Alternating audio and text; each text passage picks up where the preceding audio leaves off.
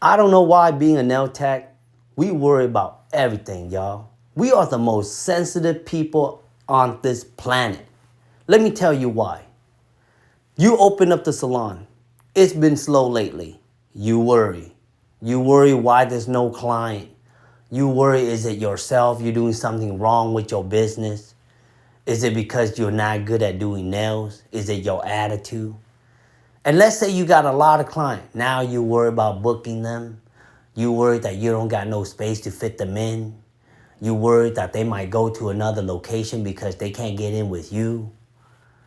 And then when they call and they tell you that they running 10 minutes late, you still worry. Damn it. I don't know why she gotta be late for. I need her to be on time. She's gonna make all my appointment late today just because she's late. And the crazy part is when you running late, you still worry that you hoping the clients run late sometime. Oh my God. I hope this client will go like 10 minutes late today. I'm running behind.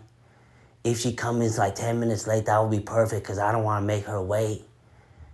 That's not me. I don't like to make anybody wait. For real.